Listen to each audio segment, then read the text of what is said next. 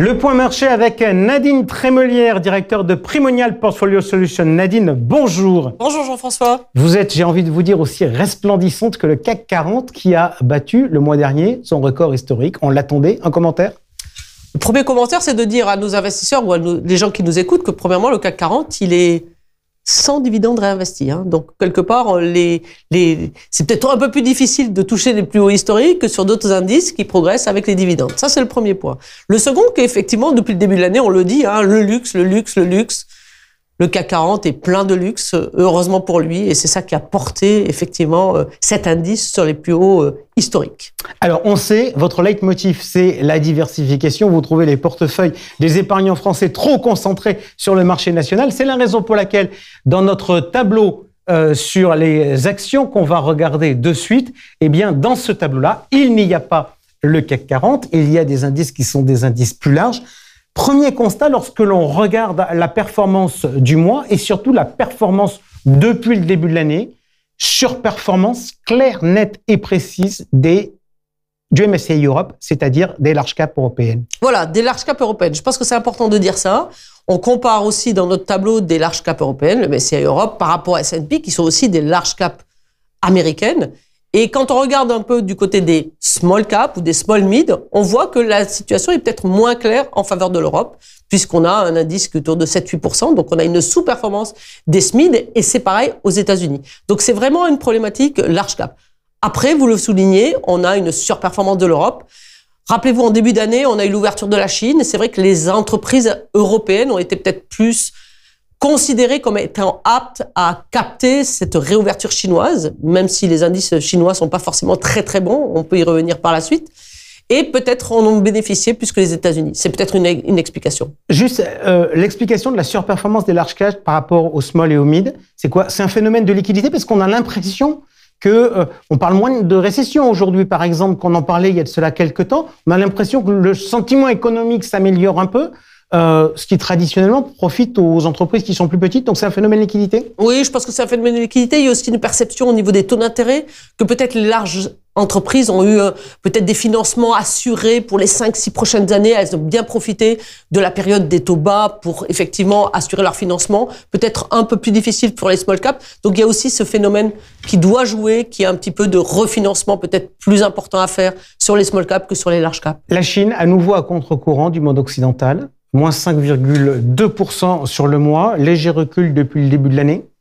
Mais je pense que c'est toujours le même problème qu'il y a. On a une réouverture de l'économie, on a un avantage, entre guillemets, la consommation est en train de repartir, donc on a plutôt des bons signaux macroéconomiques, mais il y a le problème géopolitique qui pèse et effectivement, quelque part, on sent que les États-Unis ont envie de durcir le ton sur les produits chinois, on sent que M. Jinping est peut-être un peu plus proche de la Russie que de l'Occident, donc effectivement, je pense que c'est des problèmes vraiment plus politiques qui pèsent que sur la macroéconomie. Ok, on va passer au taux et comme j'ai commencé sur la partie action avec quelque chose qui n'était pas dans notre tableau, on va parler de la France. À nouveau, on a parlé tout à l'heure du CAC 40. La France dégradée par Fitch. On se rappelle qu'il y a de cela plus de 10 ans, on était triple A. Maintenant, on est AA- chez Fitch. C'est grave, docteur?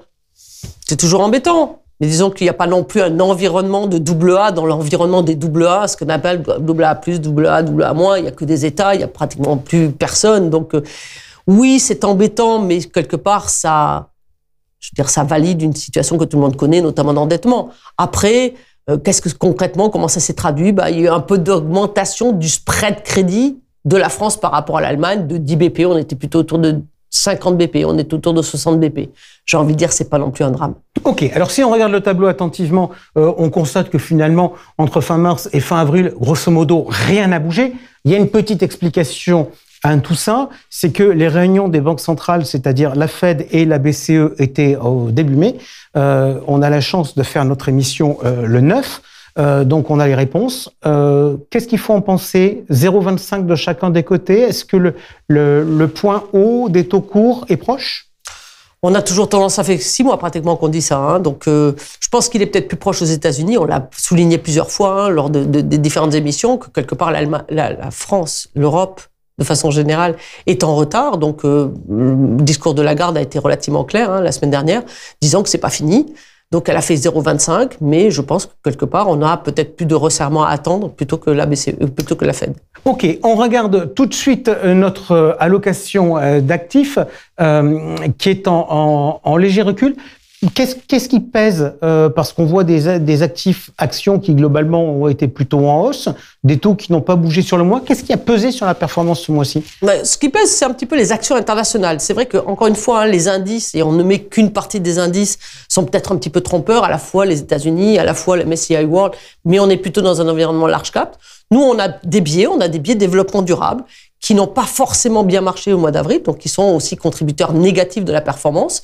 Ensuite, on voit que les fonds sont peut-être effectivement peut-être plus diversifiés, moins concentrés que les indices et qui sont tous un petit peu en sous-performance par rapport aux indices.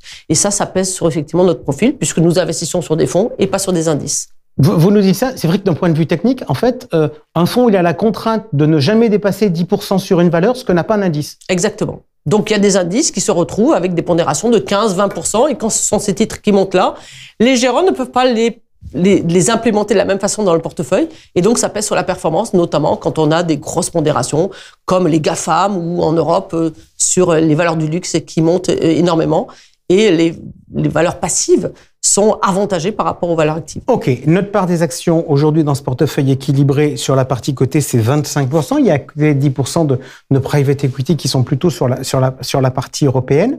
Dernière question, je faisais référence à la date de notre émission, 9 mai. On avait les décisions des BCE. Et puis on a un vieux dicton, sell in May and go away. Est-ce qu'on a envie de bouger le portefeuille et de sell in May?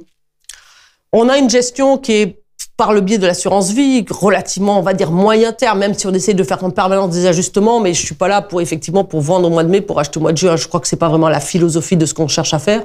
Donc, on est plutôt prudent, toujours pareil. On a un portefeuille qui, quand même, par rapport à un portefeuille équilibré, est plutôt prudent. Vous l'avez souligné, 25% d'actions. On a quand même toujours 45% de fonds en euros qui nous protégera si effectivement les marchés sont un petit peu plus difficiles au mois de mai. Nadine Trémolière, merci beaucoup. Tout de suite, on retrouve Georges Delataille pour le Journal décalé.